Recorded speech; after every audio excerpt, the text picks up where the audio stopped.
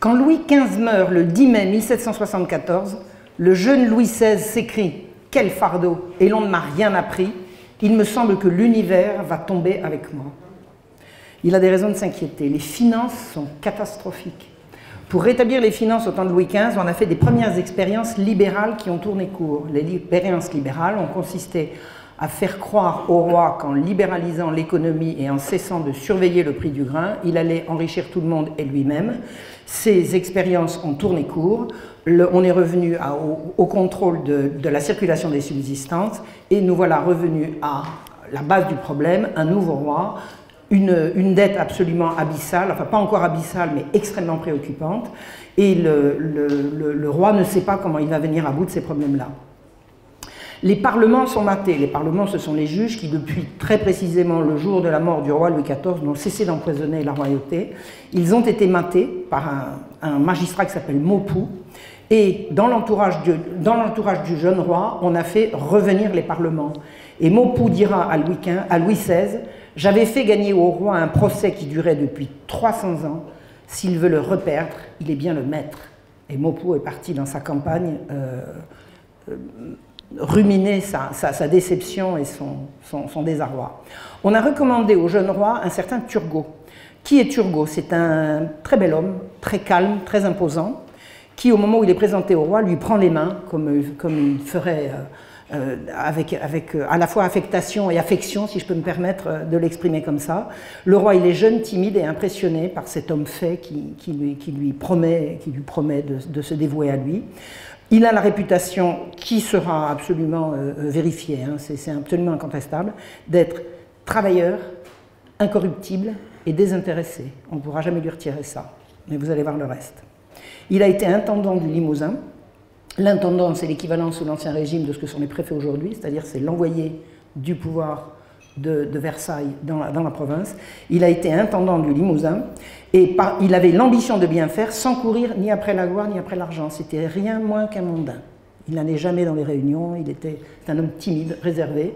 On ne lui connaîtra ni maîtresse, ni affaires, ni femme, ni rien du tout. Il est resté rivé à son objectif de régénérer la France de la façon que je vais vous raconter. C'est un homme des Lumières. C'est un homme des Lumières. Il a été rédacteur de l'encyclopédie, il a rédigé les mots étymologie, existence, expansibilité, foire et marché et fondation, qui sont parus dans l'exemplaire de l'encyclopédie de 1756. Lors d'une période grave de disette, dans le Limousin dont il était intendant, il a développé des ateliers de charité. Donc ça sera également sa marque de fabrique, on s'occupe des pauvres. Hein. On a des pauvres, on va les occuper dans des ateliers de charité. Louis XVI évince Terray, c'était celui qui était au pouvoir au moment de la mort de Louis XV, et sous l'influence de Maurepas, il fait remplacer Terray par Turgot, c'est-à-dire on présente Turgot au roi et ensuite le roi lui donne le poste absolument fondamental de contrôleur général des finances, autant dire Premier ministre, ministre de l'économie et des finances tout à la fois. L'abbé Terray, en 1770, 4 ans auparavant, c'est lui qui avait abrogé les dispositions libérales dont je vous ai parlé, qui étaient censées rétablir les finances royales. Or, Turgot est un partisan très chaud de ces mesures libérales. Donc on va remplacer celui qui a mis fin aux mesures libérales par un partisan acharné des mesures libérales. Et Terray dit à Turgot, au moment où il passe la main, à propos de la suppression de la police des grains. La police des grains, ce sont les agents du roi qui vérifient que les marchands ne vont pas s'enrichir sur la substance du peuple et que le grain va être vendu au bon prix à la population d'abord. Terray dit « 3 sortes de personnes sont intéressées au choix d'un système sur la police des grains. Les propriétaires de biens-fonds, les cultivateurs, qui ne sont pas forcément les mêmes, et les consommateurs. Je conviens que le système de la liberté est infiniment favorable aux propriétaires. À l'égard des cultivateurs, l'avantage qu'ils y trouvent est purement passager, puisqu'à l'expiration du bail, les propriétaires savent bien se l'approprier tout entier par l'augmentation du fermage. C'est-à-dire que si le cultivateur a gagné beaucoup d'argent, au bail suivant, le bail sera augmenté d'autant. Enfin, dit-il, les consommateurs souffrent évidemment le plus grand préjudice de la liberté, qui porte les prix à un taux qui n'a plus aucune proportion avec leurs moyens de subsister et qui augmente toutes leurs dépenses. Vous avez compris, ce sont les consommateurs, c'est-à-dire le peuple. Si on lâche si on instaure de nouveau le libéralisme, c'est si on supprime le contrôle du prix des grains, ce sont les consommateurs, c'est-à-dire la majorité qui vont en souffrir. L'abbé Terray avait conclu « La liberté n'est favorable qu'au plus petit nombre des citoyens, indifférent aux cultivateurs et très préjudiciable à l'incomparablement plus grand nombre des sujets du roi. » C'est dit, c'est écrit, c'est noir sur blanc. Turgot n'en a cure, il croit à son système, il le veut, et il va convaincre le roi d'imposer ce système aux Français, en lui disant « Je crois véritablement que je suis né pour régénérer la France. » Quand vous trouvez quelqu'un qui veut vous régénérer, méfiez-vous, vous avez raison. Signe particulier méconnu de Turgot, en 1770, il a publié un mémoire sur les prêts d'argent qui demande la libéralisation de l'usure, rien de moins. Le prêt à intérêt, dit-il, doit être rendu licite et le taux doit être librement débattu entre le prêteur et l'emprunteur. Et les usuriers ne seraient punis que par des lois qui atteignent les abus de confiance et autres tromperies. L'argent est une marchandise comme une autre. L'argent est une marchandise comme une autre. Ça va être le credo libéral, qui doit subir comme le reste la loi de l'offre et de la demande. La légitimité de l'intérêt est la conséquence immédiate de la propriété, c'est-à-dire du droit qu'a le propriétaire sur la chose. Si je possède de l'argent, je peux le vendre ou je peux le louer comme une autre marchandise. Et personne n'a à me mettre des limites à ce droit. Le prix est toujours juste quand la volonté des deux parties a été libre et qu'il n'y a pas eu de fraude. C'est ça le credo libéral. C'est le besoin qui force un homme à emprunter, mais c'est le même besoin qui le pousse à acheter son pain. Doit-il le voler? On ne va pas justifier de voler son pain sous prétexte qu'il faut qu'on mange. Il utilisera ce raisonnement pour justifier la liberté du commerce des grains. Il considère comme une erreur de croire que la liberté du commerce puisse avoir pour conséquence de renchérir le prix moyen des grains. C'est le contraire, dit-il. Attendez, si on ne contrôle plus les prix, c'est une erreur de croire qu'ils vont augmenter? C'est ça qu'il dit. C'est ça qu'il dit. La liberté, dit-il, en augmentant la masse totale de la production, ne pouvait que diminuer les prix du marché général au profit des consommateurs. Et bien, vous savez pourquoi il pensait ça? Ben parce que, c'est tout. Il avait raisonné comme ça, et puis il l'avait écrit, et puis c'est comme ça qu'il croyait. C'était vérifié par rien. C'était un dogme. C'est le dogme libéral. Et c'est là-dessus qu'il va tout renverser. Alors, son programme est présenté au roi le soir de sa nomination. Le roi, je vous dis, a énormément de difficultés à trouver de l'argent pour boucler son budget, c'est une véritable catastrophe. Et Turgot lui dit, pas de banqueroute, on continuera de payer, pas d'augmentation d'impôts, les Français n'en peuvent pas plus, pas d'emprunt nouveau, de toute façon les Français ne veulent plus prêter.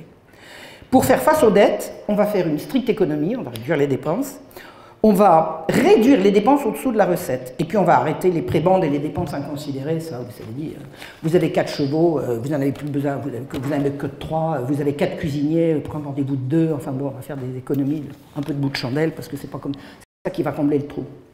Et il dit surtout, la libre circulation des subsistances préviendra la disette. Et il fait appel, enfin, j'espère que je ne me suis pas trompé de... Non, je ne me suis pas trompé de page.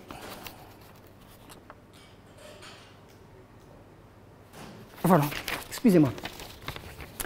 Il dit, la libre circulation des subsistances préviendra la disette, et il fait appel par avance à la fermeté du souverain. Il demande au roi par avance, le roi ne sait pas ce qui se prépare, il lui demande par avance de le soutenir.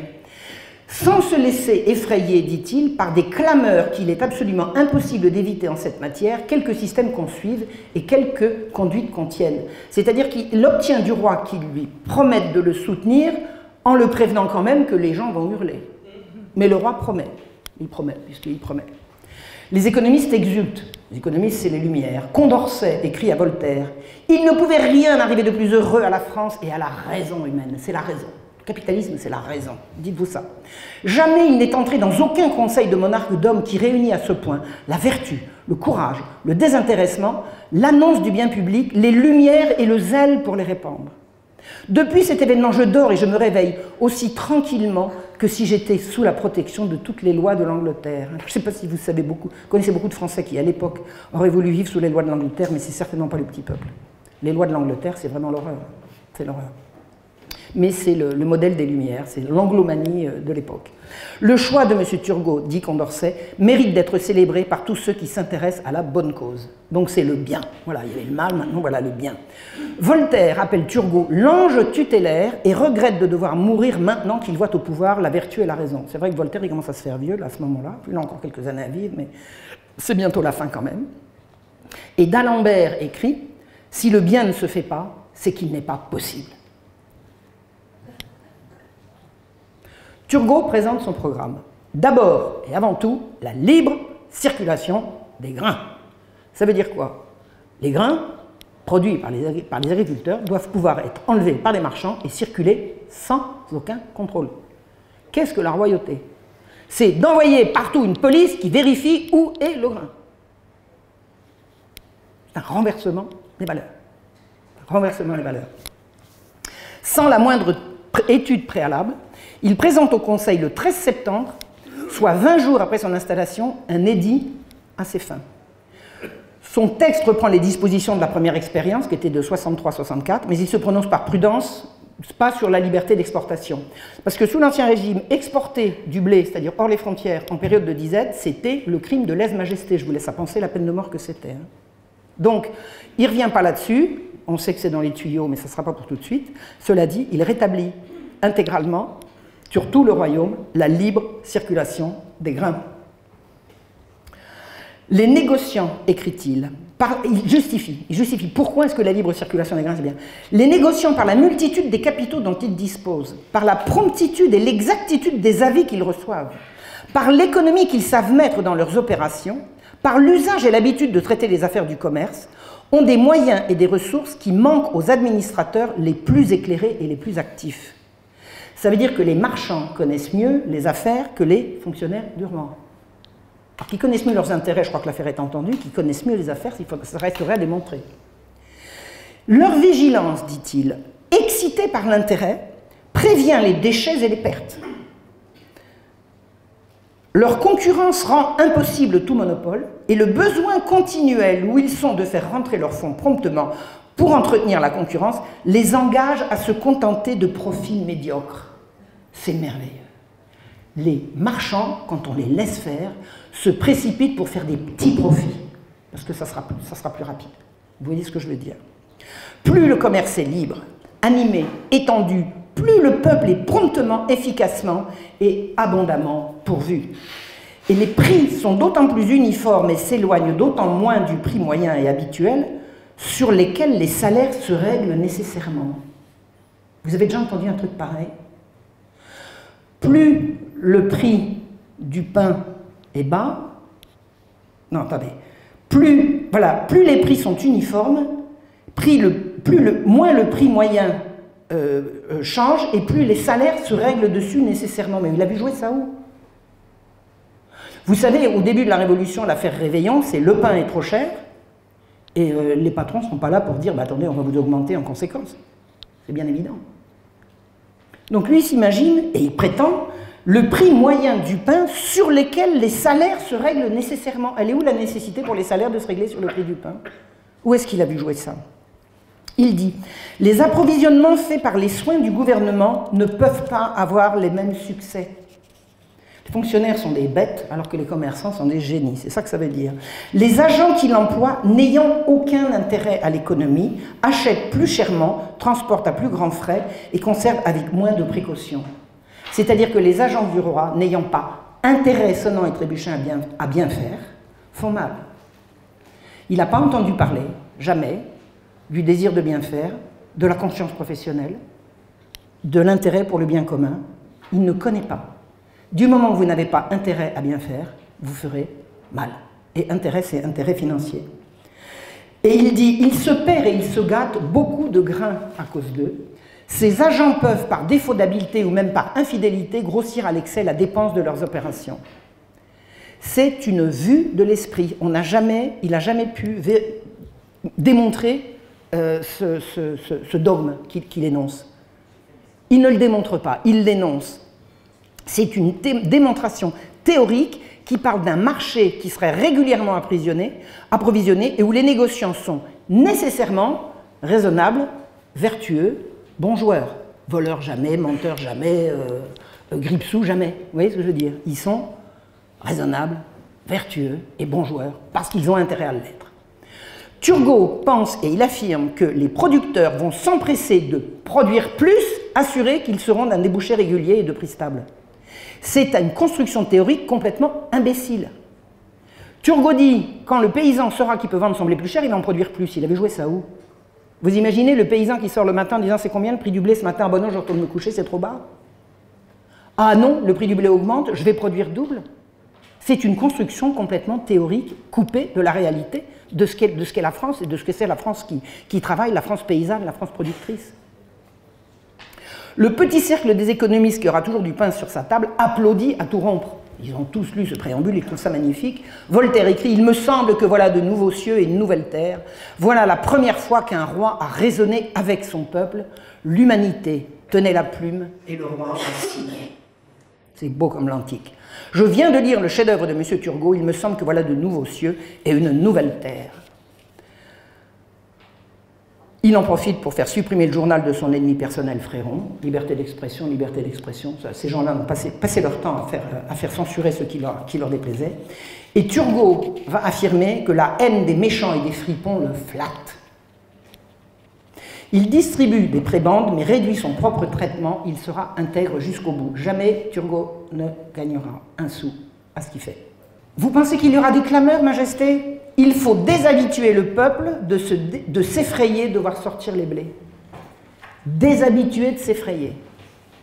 Pas mal, je ne sais pas comment il va faire, mais il va déshabituer le peuple. Dès le 22 septembre, on ne parle que de ça. Les deux extrémités du peuple ne l'entendent point, à savoir les gens de la cour et ceux de la basse populace. J'ai remarqué depuis longtemps, écrit un pro-physiocrate, les physiocrates ce sont ces théoriciens du libéralisme, j'ai remarqué depuis longtemps qu'entre ces deux extrêmes, une grande conformité de penchants et d'opinions. Il ne se trouve de lumière et de vertu que dans la classe moyenne, traduisez bourgeoise, parce que c'est ça qui se prépare. Turgot fait vendre d'un seul coup toutes les réserves de blé des greniers du roi. Le roi maintenait toujours à l'orée de l'hiver du blé pour, en cas de pénurie, pouvoir en sortir et faire baisser les prix. Il fait vider les greniers du roi. Ces greniers servent à maintenir le blé entre 8 et 12 sous la livre. Turgot les liquide pour 6 millions de livres. Les prix baissent immédiatement et hop, on remonte tout de suite après. Et il n'y a plus de réserve. Le Parlement, les juges, de retour en novembre, refuse d'enregistrer cet édit. Il veut une enquête sur la situation du marché. Turgot admoneste le premier président en lui disant « Mon édit sera enregistré ». Monsieur Turgot n'a pas un édit, c'est le roi qui signe les édits, c'est pas Monsieur Turgot. Mais il se prend maintenant pour le roi, mon édit sera enregistré.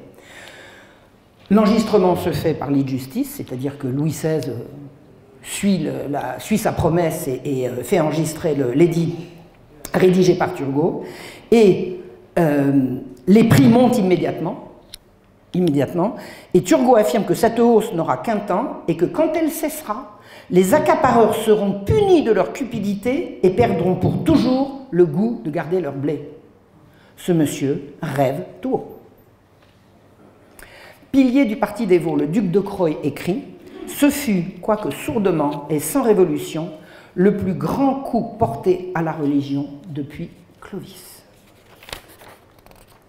Ne vous inquiétez pas, ça va marcher. Ça va marcher. Ça ne marche pas, mais ça va marcher. Necker, banquier protestant, a publié un livre contre la liberté totale de circulation des grains. Turgot décide de le faire censurer. Bah, oui. Un censeur nommé ne trouve rien à redire. Il veut un ordre écrit du ministre. Turgot hésite à demander de censurer quelque chose qui a passé la censure avec succès. Alors il fait intervenir son ami Condorcet qui publie « Lettres sur le commerce des grains » où, selon Bachaumont, un chroniqueur de l'époque, il y a plus d'injures que de raisons. C'est-à-dire qu'on lâche ses chiens pour insulter ceux qui ne sont pas d'accord. Voltaire, qui était prêt à se battre, est prêt à se battre pour la liberté des grains comme il était prêt à se battre pour Calas. Il dit « Je suis très fâché qu'un banquier défende une si mauvaise cause ». C'est quoi la cause mauvaise que défend Necker? C'est de ne pas être pour la liberté totale que réclame Turgot. Le 1er mai 1775, Turgot envoie au curé de Paris un mémoire où il est dit « L'augmentation subite dans le prix des denrées peut mettre une disproportion entre les salaires et la subsistance. » Ah, je croyais que les salaires se réglaient nécessairement, la nécessité est tombée là, enfin bref. Il écrit « Lorsque la cherté élève la denrée au-dessus des facultés du peuple, ce n'est point pour lui-même que souffre l'homme de journée, l'ouvrier, le manœuvre. Ses salaires, s'il était dégagé de tout lien, suffiraient pour le nourrir.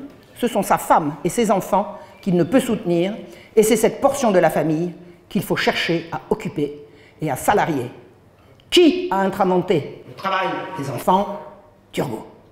Jacques Turgot, 1er mai 1775. L'hiver a été rude et le transport est difficile. Que fait la police? La police, elle est là quand le transport des grains est difficile pour intervenir. Eh bien, elle n'a plus le droit d'intervenir. On va laisser faire les marchands. La police n'a plus le droit d'intervenir. La police, c'est un vieux préjugé qu'on vient d'abolir. Vous savez, quand ils ne sont pas d'accord, ils disent c'est un préjugé. Ce n'est pas que vous avez jugé et qu'ensuite vous avez décidé. Non, vous avez préjugé puisque vous n'êtes pas d'accord. Si vous aviez réfléchi, vous seriez d'accord avec eux. Fin décembre, dès le fin décembre, on signale des émeutes à Caen. Au début du printemps 75, 3 lieutenants de police de grosses villes viennent se plaindre de la disette, des murmures du peuple et même de quelques commencements d'émeutes. Alors les autorités viennent à Versailles en disant « Eh oh, qu'est-ce qu'on fait ?»« Rien. Vous ne faites rien. » Le 12 mars, le procureur de Lagny sera en personne à Paris pour attirer l'attention du ministère sur les circonstances critiques où se trouve l'abri. L'abri, c'est quand même le lieu de production du grain. Or, les gens arrivent au marché, il n'y a plus de grain, les marchands les ont pris. Le principe du marché, c'est le grain arrive au marché parce que le producteur porte le grain au marché, le peuple se sert, la police surveille, ensuite les marchands arrivent et prennent le surplus. Il n'y a plus de police. Les marchands arrivent chez le producteur directement et quand les gens arrivent au marché, il n'y a rien. C'est parti, c'est sur les routes. Et si des convois de grains se baladent sur les routes, la police est là pour les arrêter. Non, elle n'a plus le droit. Elle n'a plus le droit. Le 14 mars, Turgot est alerté de troubles à Caen et il veut des punitions exemplaires. Ah ben ça. Et il exige de l'intendant la confirmation que le blé retenu alors a tout de même été expédié. Vous avez des manifestants qui retiennent des convois de grains et lui, Turgot, parce qu'ils ont faim, lui, Turgot, veut s'assurer que vous avez bien libéré les bateaux en question, que le grain est bien parti. C'est ça qui lui importe. Et il écrit « Il n'y a pas lieu de tenir compte des murmures du peuple. Il faut qu'il comprenne, au contraire, que son opposition, ses mouvements et ses violences ne serviront qu'à faire prendre les mesures les plus efficaces pour le contenir. » Le 21 mars, une fermentation est signalée à Meaux. Il y a des incidents sur le marché de la ville où des marchands ont tenté de revendre sur place du blé avec une majoration de prix. Quand le marchand, dans l'ancien système, arrivait au marché, il prenait le blé à un prix fixé. Si on le voyait, le revendre à un autre prix, on lui confisquait. Là, ils prennent la main dans le sac. Un marchand à faire ça, ben non, il faut le relâcher. Attendez, il n'y a plus de police de toute façon. La police n'est plus là pour ça. Le 31 mars, le blé est à 21 sous et les greniers sont vides. On ne peut plus le faire baisser. Courant avril, le pain sera à 24 sous, c'est-à-dire 2 fois plus cher que ce que 3 Parisiens sur 5 peuvent l'acheter. 18 avril 1775, la foule refusant de se pénétrer du préambule tellement génial de M. Turgot, pour tromper sa faim, envahit Dijon. Parce que qu'est-ce qu'on répond à ces gens-là? Écoutez, relisez bien le préambule de notre édit et vous vous calmerez. Non, ce qu'ils veulent, c'est du pain, ce n'est pas un préambule. Depuis 8 jours, les gens ont faim et ils envahissent le centre-ville de Dijon. Le gouverneur de Dijon, M. de la Tour du Pin, répond aux manifestants venus porter leur doléance « Mes amis, l'herbe commence à pousser, allez la brouter. » Alors, à sa décharge, ce qui n'est pas vraiment une décharge, il sortait de repas, il était complètement cuit. Il était aviné, il voyait, enfin, il n'est pas debout. Enfin, et il l'a dit quand même. Une partie de la farine a été jetée à la rivière parce qu'on l'a dit frelatée. Alors parmi les contrôles que faisait la police, il y avait des contrôles de qualité du grain. Là, on prétend vendre aux gens de la farine avec des filaments bleus au-dessus. Vous voyez ce que je veux dire? Quand ils voient arriver des convois de grains comme ça, les habitants les jettent à la rivière. Alors, la troupe est mobilisée et elle arrête quoi? 4 meneurs. C'est forcément des meneurs, ce pas des gens qui ont faim, c'est des gens qui sont manipulés par des meneurs. Et on écrit au ministre que l'émeute a été provoquée par ses ennemis. Ben oui, les ennemis des Lumières, vous savez. Vous avez compris? Le prix du pain n'est pas en cause, c'est la bêtise populaire. C'est même un complot anti-Lumière. Ah bah oui.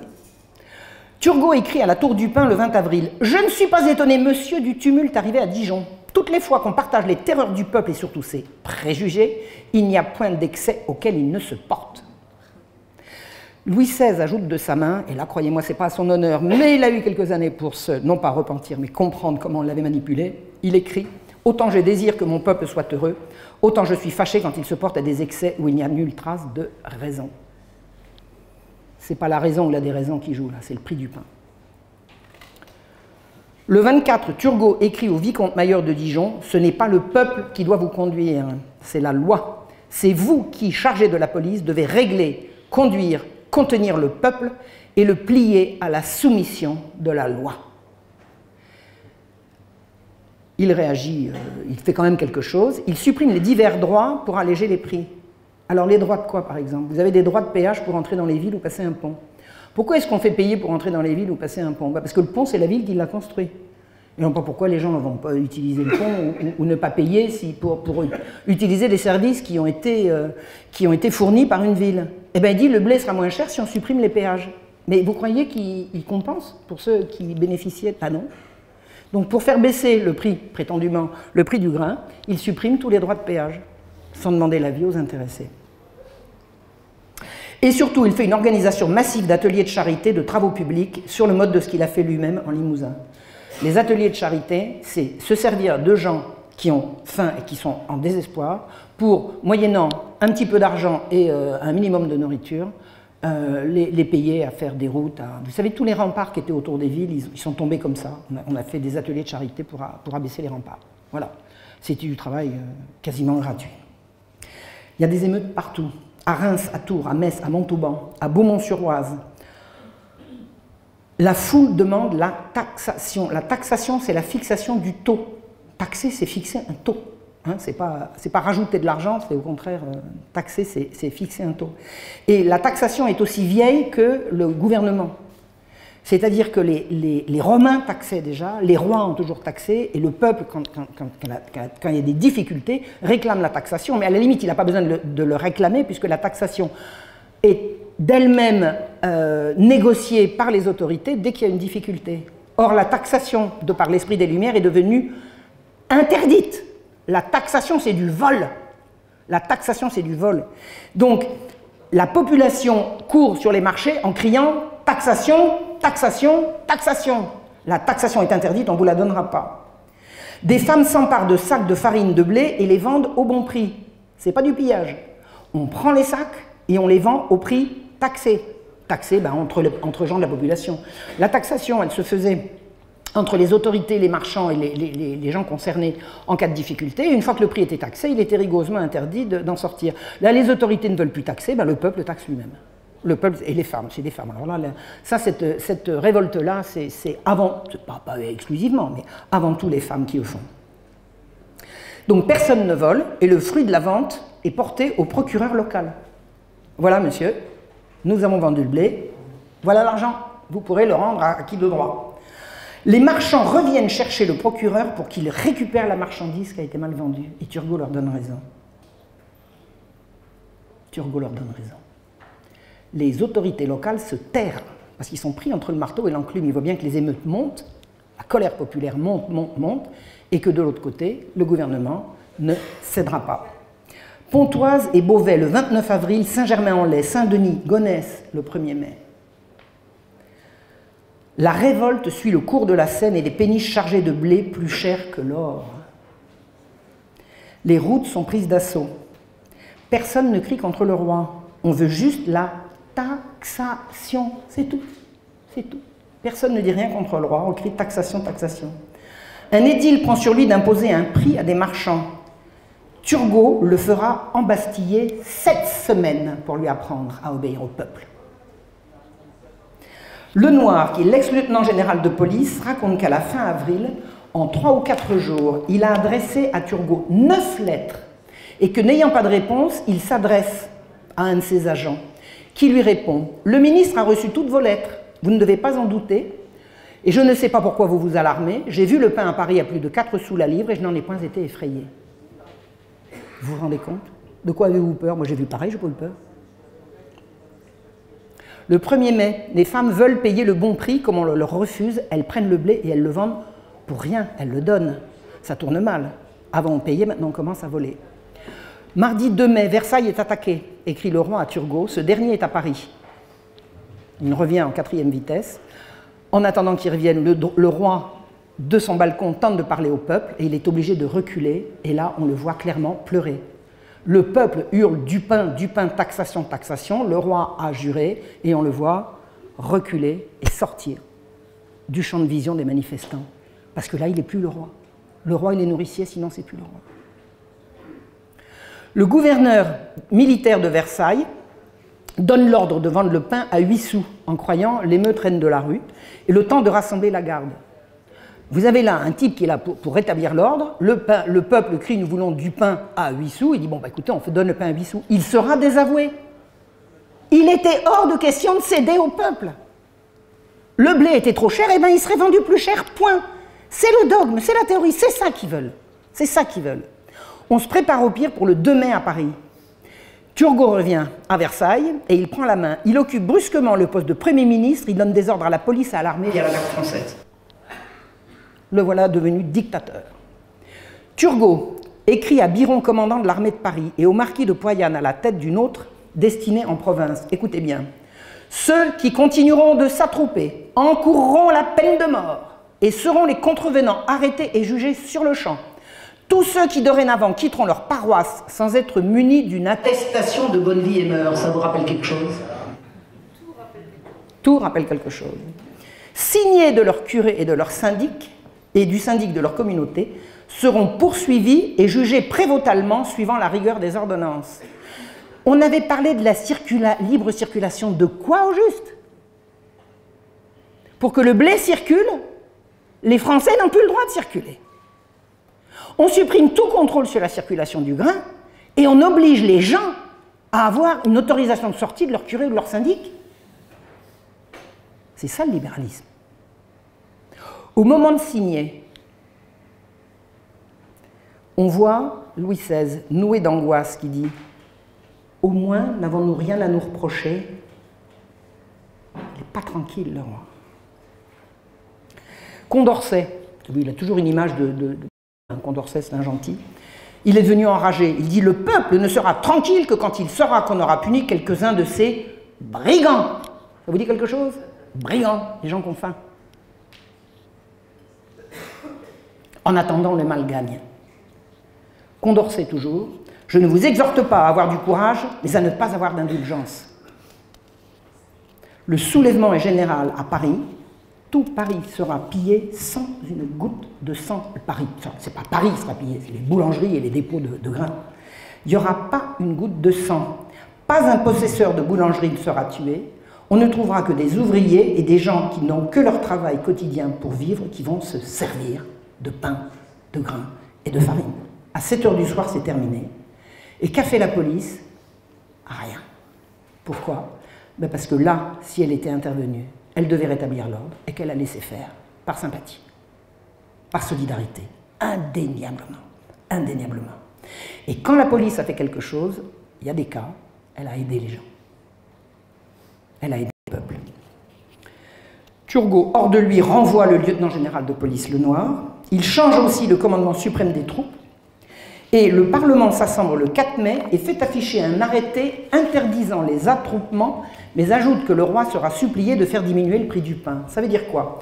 Ça veut dire que vous avez Turgot qui est au pouvoir et le Parlement éternel opposant au pouvoir qui dit bien sûr, il faut établir l'ordre, nous sommes d'accord pour l'établir l'ordre, mais nous allons demander quand même au roi de faire baisser le prix du pain.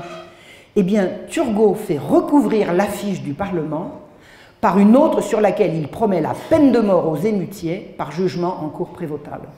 Le Parlement déclare qu'une telle procédure est attentatoire à ses droits et Turgot le fait convoquer 2 rechefs à Versailles pour un lit de justice.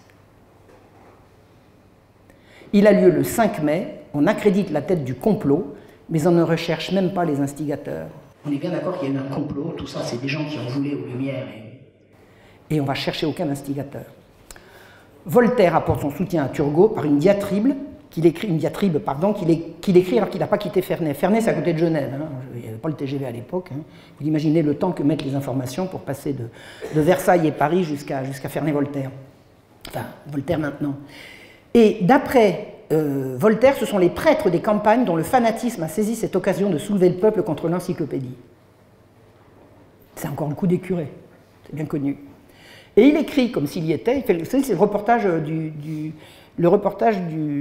reporter absent. Voilà, le reporter il fait son reportage de chez lui, de sa chambre, et il écrit « Quand nous approchâmes de Pontoise, nous fûmes tout étonnés de voir 10 à 15 000 paysans qui couraient comme des fous et criaient « Les blés, les marchés, les marchés, les blés !»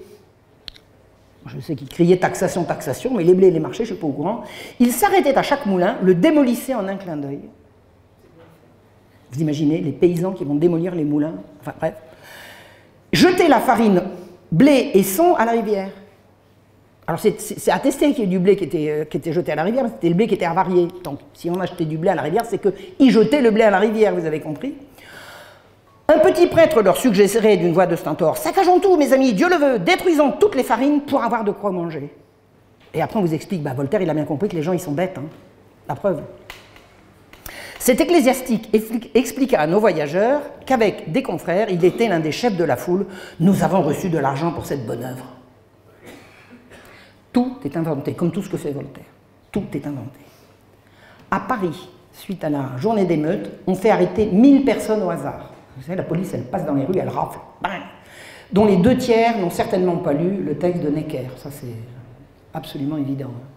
Les gens ne sont pas sortis en foule parce que Necker a écrit contre le libéralisme de Turgot. Et le 11 mai, on pend à 15 h, en place de Grève, 2 innocents. Jean-Denis Desportes, 28 ans, Jean-Claude Lesguillet, 16 ans. Il pleure. L'échafaud a été dressé à 6 mètres de haut, mais personne ne les verra. Parce que 2 rangs de soldats, l'un tourné vers la foule, l'autre vers l'échafaud, empêchent tout le monde de rien voir. La place est noire de monde. Mais les gens ne viennent pas pour voir, ils ne voient pas. Ils viennent pour être là.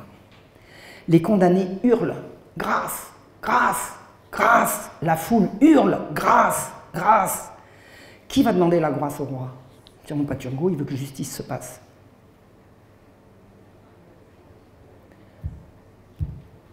Ils ont été exécutés devant une foule interloquée. Il dit: qu'est-ce que c'est que ce royaume? Qu'est-ce que c'est que ce roi? Qu'est-ce qui se passe? Qu'est-ce qu'ils ont fait?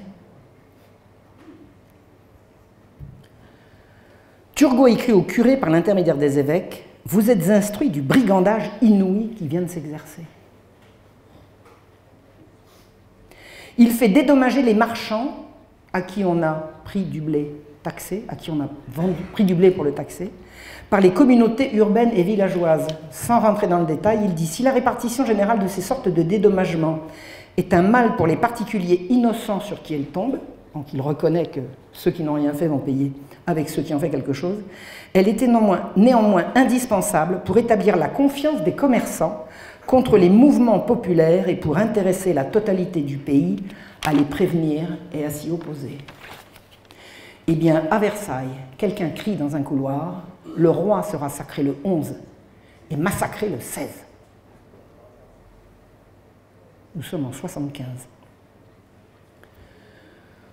Turgot va continuer ses réformes. Il va prendre notamment 6 édits concernant la suppression des corporations au nom de la liberté du travail. Je ne peux pas tout dire. Sachez que la suppression des corporations, c'est la suppression de toute la protection sociale des travailleurs et la mise entre les mains, pieds et poings liés, des travailleurs entre les mains des capitalistes sans aucun scrupule. Il développe les ateliers de charité qu'il avait expérimentés à Limoges. Ça met toute la population qui le peut à contribution pour alimenter la caisse de charité. C'est-à-dire que la caisse de charité, on va aller chercher chez qui? Chez ceux qui n'en auront pas besoin. On prend aux pauvres pour donner aux plus pauvres. Il fait dresser un état détaillé des besoins des familles par des inspections humiliantes. On envoie des agents: alors vous êtes combien ici? Vous êtes malade, vous, pour pouvoir bénéficier des ateliers de charité, vous laissiez rentrer l'équivalent des services sociaux qui viennent vous poser des questions humiliantes. On ne donnera rien en échange de rien, sauf vieillesse ou incapacité. Vous avez besoin de secours? Au boulot, venez bosser. On ne donne de secours qu'aux pauvres du lieu. Les étrangers seront secourus assez pour permettre de rejoindre leur pays. Et les malades seront envoyés à l'hôpital.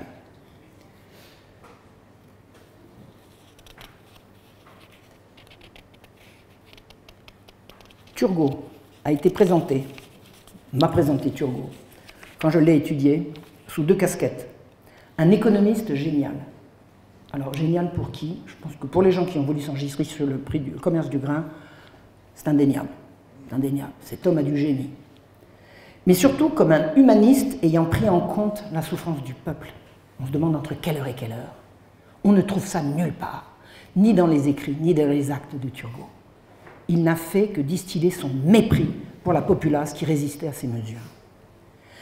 J'ai trouvé dans Tocqueville la citation suivante de Turgot: « Les communautés de campagne sont composées, dans la plus grande partie du royaume, de paysans pauvres, ignorants, brutaux, incapables de s'administrer. » C'est-à-dire que Turgot a voulu régénérer la France, une France d'abrutis, qu'il a mis entre les mains de commerçants géniaux. C'est une double escroquerie. La Révolution puis la République ont vu l'application de toutes les théories de Turgot qui ont eu une victoire posthume. Parce que le roi, quand il a vu que ça tournait mal, a renvoyé Turgot, et les débuts de la Révolution arrièrent toutes. Tout est passé. Et nous y sommes encore. Les Lumières ont gagné. Voilà.